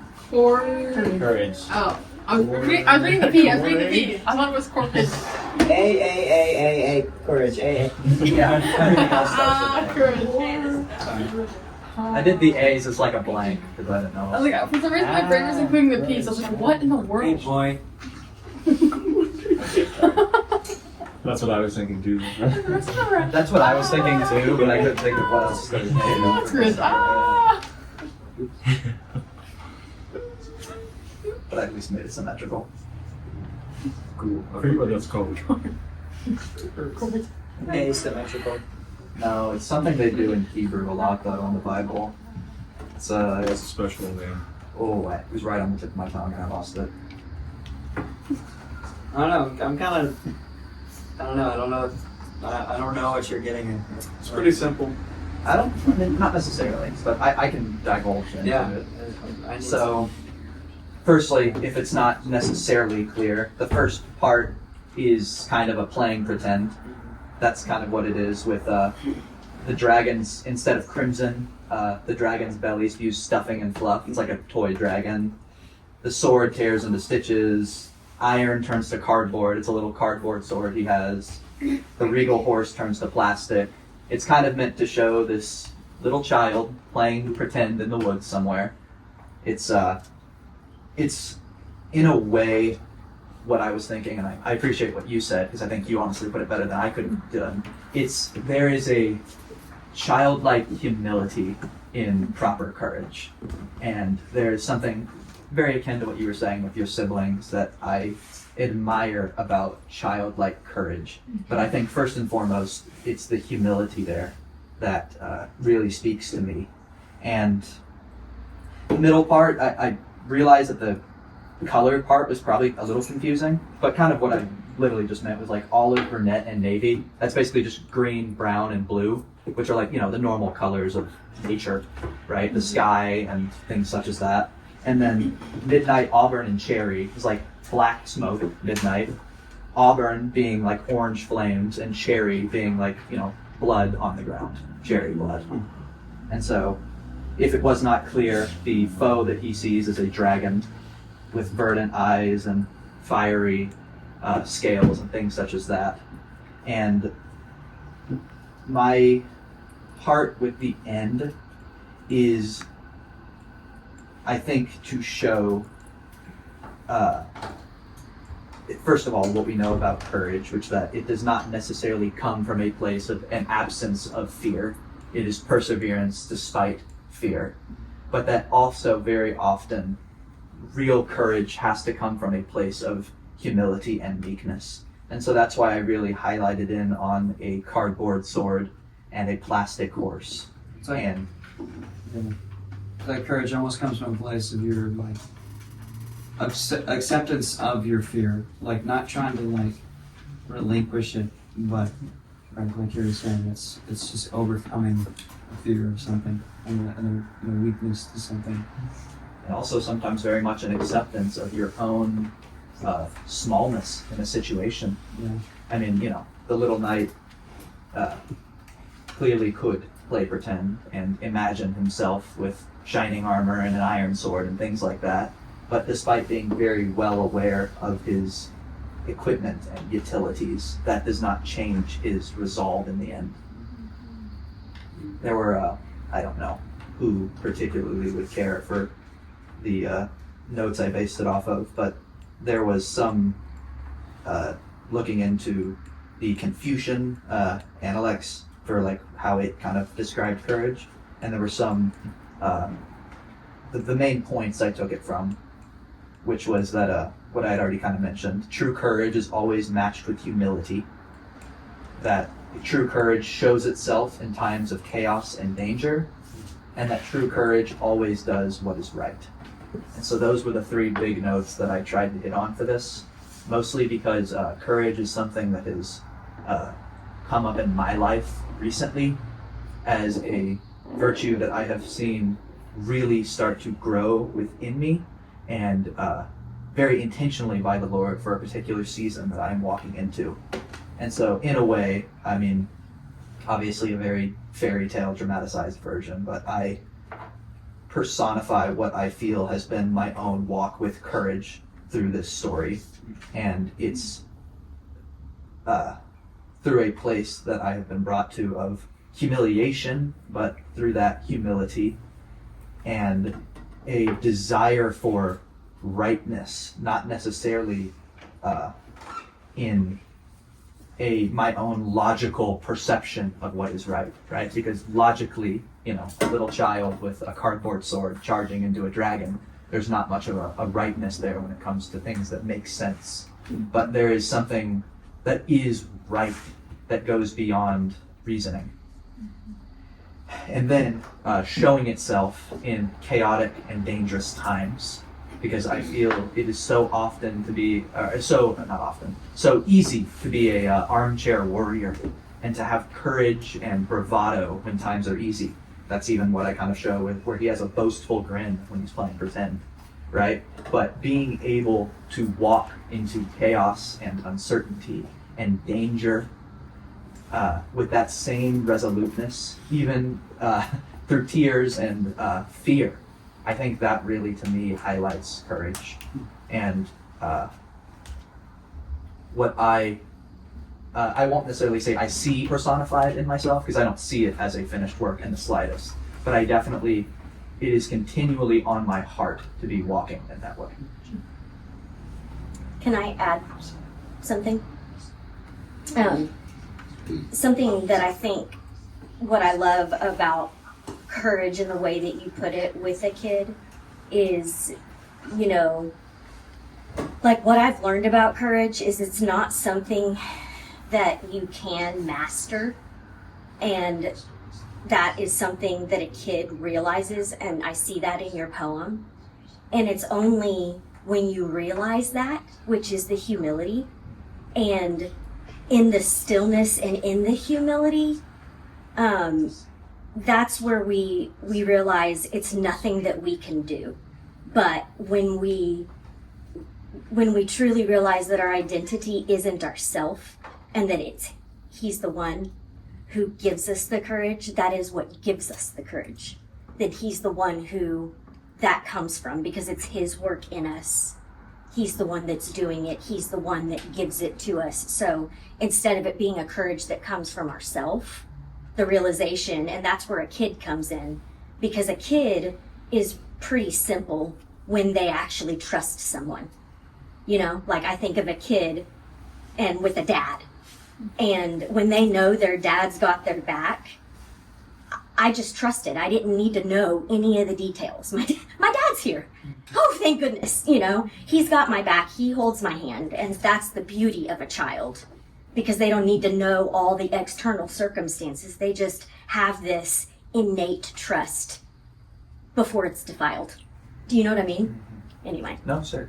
Thank I you. love that aspect of it. I appreciate that you can see my heart in it, because you have better words than I do for the situation. Yeah. Thank you. Yeah.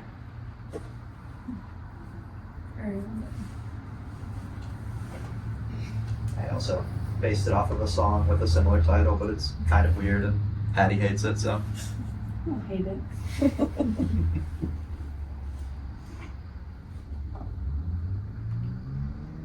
What song? It's literally called Hero, but it's a really weird song. It's based off of the a game and a novel, Don Quixote. So that's been my interest in that recently. Anyways, Benji, like the readers. Are we doing more today, or? And you done? We technically don't retire till 3 anyways, so why not?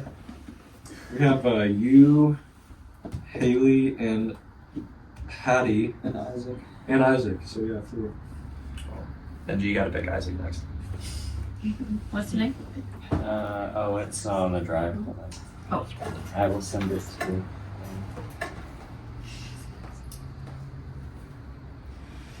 I'm at 23% battery. Uh-oh. Are you gonna put it in there or send it? If you guys want to save more for next week, we can. I'm in no rush, but I saw the sun.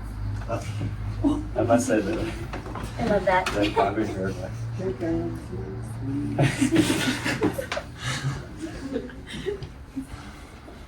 I do that whenever he walks in the room. I'm ready. I'm sorry. Just say mommy. Oh, you guys. Mom's got a coffee. Sorry. Mommy's got So hilarious. It is so funny. Should I play the song? Okay. No. Yeah, there's a song that influenced it. Wait, is it that song? What song? Life's Is it? demand Oh, it's from Gladiator. without touch. Is that what you said? I think I know them. Is it that one? Ace of Base. What are you talking about? Wait, is it the one that you look like? Okay, I love that song. That's good. I'll keep that in mind while Oh, you're amazing. We're on our own wavelength back here. I have that in my mind. Okay. Okay, here we go. Yeah. I'm gonna read. A dark age settles on the hearts of man, snuffing out light bearers. The world is content with darkness. It's enough for their need. Their eyes never look at the sky. All they see is their own shadows and the grayness of cloudscape. There is one who lives in the dark world, yet he feels the heart of creation beating. He isn't content, soliciting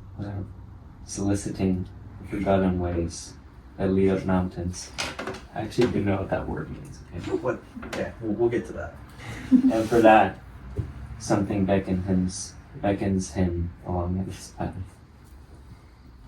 Light isn't far from him, because each time his eye is lifted to meet the sky, there it burns, staring back at him. the sun of piercing light, reflecting within the inner seat.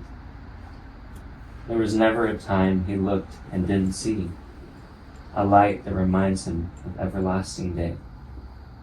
That man is walking light.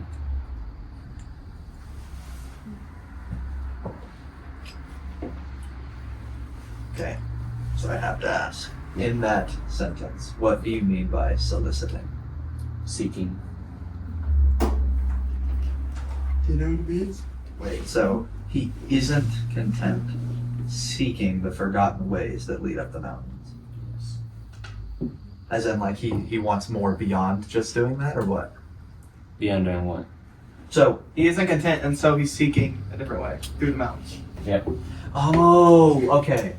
The way I guess the comma there is what's separating that. Okay. The way I had read that is he is not content soliciting, Soliciting, I think, has more Trying the to meaning of attain. like, selling. Yeah. Selling? well, you're asking for something Yeah. as Yeah. well. Soliciting. Someone- Which you can, I guess that could still work. That's why a lot of people say no soliciting on like signs and stores and places. Because that's when they like. Questions? No, it's like when no, they come up to the door and try to sell you something. Solicitors are Like people like, someone hey, I have Well, it buddies. can be used. No, I see the way you're meaning it now. It technically does work. It's an odd verb choice, but I it just works. didn't want to deceive. No. It's fine.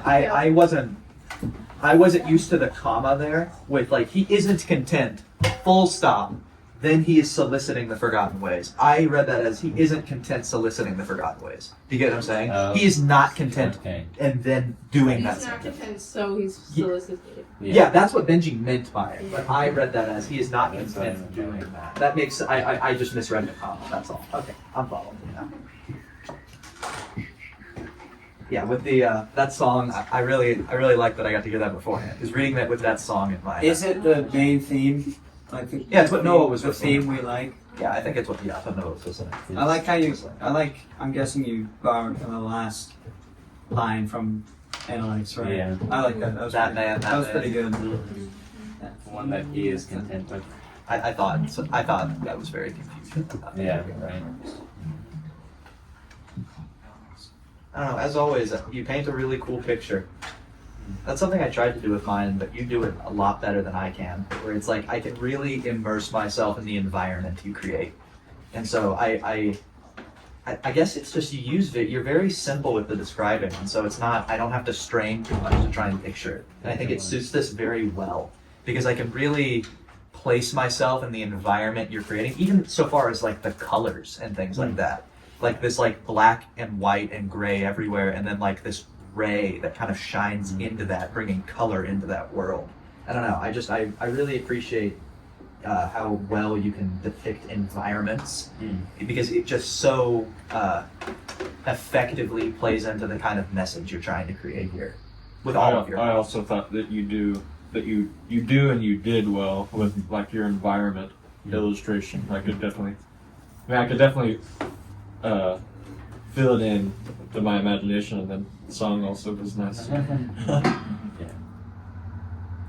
It definitely does. I don't know. I was trying to figure out even what principle, because I didn't have one particularly in mind that I wanted to write about, but there has been a season where I felt like I have been noticing the sun in certain ways, like throughout my days. Like I'm not Just be the light of the sun. We will like remind each other, like, oh, there's the sun. I was gonna say your both of yours could very well just be hope. Yeah. Yeah, It is, but even still, or even more adequately, just the sun. yeah. I think both fit for both of your poems. Mm-hmm. You know, But really, oh, sorry. I really like the analogy of light. I don't know if the analogy is the right word to use, but because light is what makes us be able to see. Like literally, without light, we can't see anything. So I really like the usage of it here because, especially using the sun and the funny coincidence of the English word sun sounding like the sun with an O. So you just had to capitalize it, and I already just think of it. So like, I just think it's really cool because when your focus is on the man that is walking light, it helps you to see. Mm-hmm. You know. Yeah. And that's kind of like the picture that I was trying to paint with all the people that are in life and that are in the same world that the sun shines, but it's still not alive to them. You know, they never look up at it, and they never actually receive it. You know, as something that's even meaningful. And so the one person that does look up and is always looking for the light, of course, he's going to be the one that can reflect that within himself. You know. I know it's not something you made up, but I always do like the heart of creation beating. Like that's always a really cool, I guess, symbolism for hearing that, what you've even described as like, do you hear the music? Was that a Beauty for Ashes, or what was that where we had read that? It was like something with like the music, the rhythm of creation. I think it's something you were talking about actually when we were doing our little men's meeting. But I don't know if it was from. Sorry, that was funny. I didn't mean That little is men, but you know. The little men's meeting. Welcome to our little men's meeting. You are not invited unless The little you're a princess. To be fair, young brothers and little men. If you like, if those are both Little like women and little synonyms men. of one another. I like it a lot, Technically, actually. young We should brothers- change it. Yeah. Yes, you're right. Young brothers and Yes. little men. Those are sorry. You said a small little knight. Yeah. If I was doing a child, but yeah. No, it's okay. There's just something about, I like the idea of being able to tune into a hidden rhythm or a beating or a music. What you are referring to is actually our young adults meeting, or how you guys gonna say that? Our little That's adults what it meeting. was. It was our young adults meeting. Our little adults. Our little adults. It was our little adults. And I had mentioned a thought I had I was about thinking that. Yes, that's okay. This is And do you remember what I said about it? About what? No. I thinking about the Tao, the way it being kind of like the music that plays in those scenes in movies. yes, that is what I was That all of the sound that's taking place in a scene. It might actually even be a scene that's going through like several years of time passing, but it's the music that plays during that part of the movie. That's kind of what the Tao's like. It's like this constantly playing music that is playing so often and so regularly that we actually don't even really know that it's there unless we are listening, and then we hear, wow, there's actually been music there the whole time. And everything in life abides by its rhythm. Yep. And nothing falls outside of its orchestration, of its song, The same kind of of principle its measure. with the Yeah. sun as well. There's a song from The Last Samurai that I literally had not those exact words thought, but when that song plays, it's like feels like this is a. And you know what's funny? I What? thought. There's a song in The Last Samurai called "A Way of Life." Well, I don't know if it's that song or not. It's whatever album you have a bunch of movie. I think I have that one on there. It's No, either "A Way it's- of Life" or "A Small Measure of Peace" is what the song is. Yeah, It's I don't even know the title of it, but Yeah, that's funny. I thought the same thing, but with a Pretty different good. movie with Oppenheimer. There's Yeah, a similar concept in this one. that's so crazy. Yeah. Thank you for your thoughts. Well, I was notified that we will have to wrap it up here.